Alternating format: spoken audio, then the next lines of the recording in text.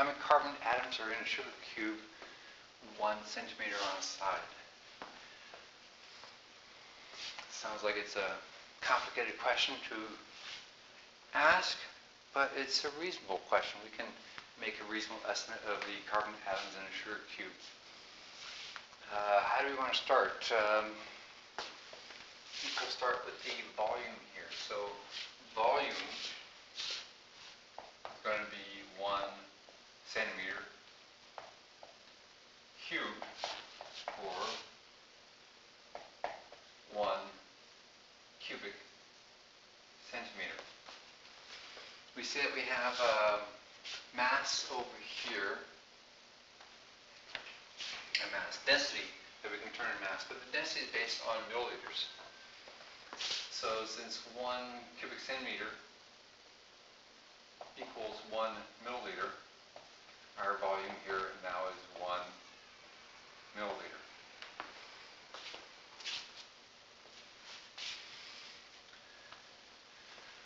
So we're going to have a few steps on here. So we're going to start off with volume.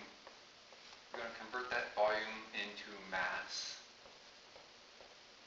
Convert mass into moles sugar. Then we can go to moles carbon, and then do molecules.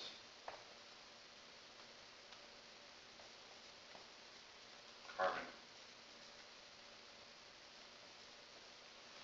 So there's a series of steps that we have to do, but as long as we can figure out those steps, we can do it. So obviously along the way we're going to be using density to go from mass to moles. That's molar mass.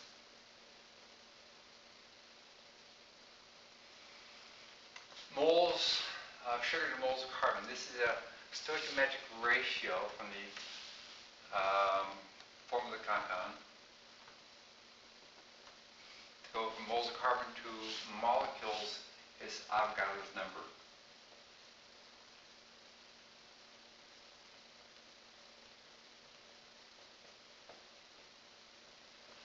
So now that we have the steps, we're just going to start working them through. So 1.0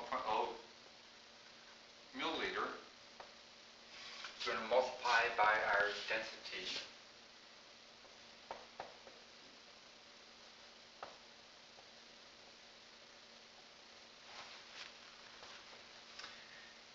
And to go from,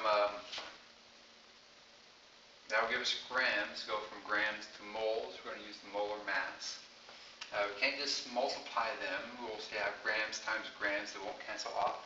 So we need to divide by molar mass or multiply by its inverse. Inverse means 1 over. So we have 342.1 grams per 1 mole.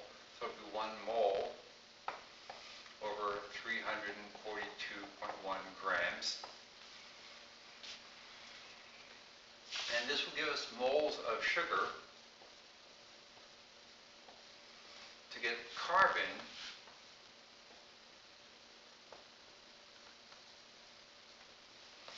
we go to the formula. In the formula we see that there are 12 carbons in 1 molecule of sugar. So 12 moles of carbon in 1 mole of sugar. So this will give us moles of carbon. We're looking for molecules, so that is multiplying by Avogadro's number.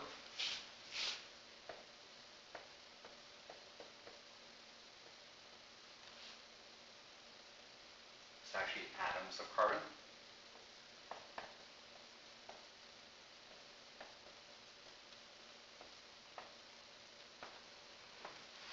So before we run this through the calculator, just check, make sure all the units are canceling appropriately. So we have milliliters divided by milliliters, they cancel.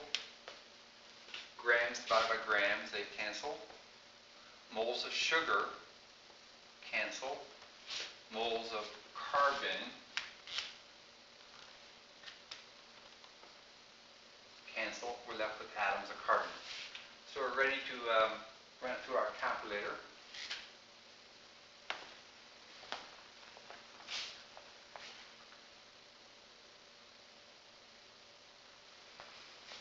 that, we should end up with 3.8 times 10 to the 22nd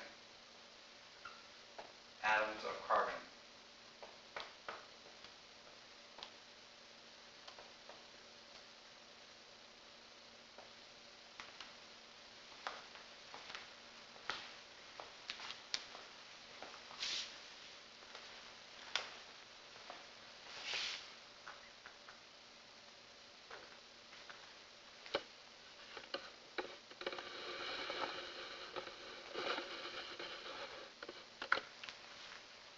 So to get mass percent of potassium in potassium sulfate, we're going to do the mass of 2 potassiums, or the K2SO4, and multiply the whole thing by 100%.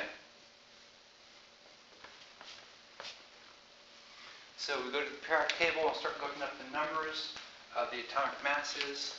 So potassium is 39.10.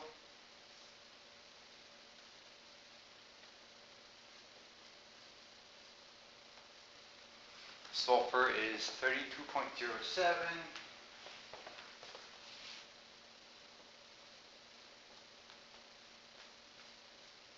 And oxygen is 16.00.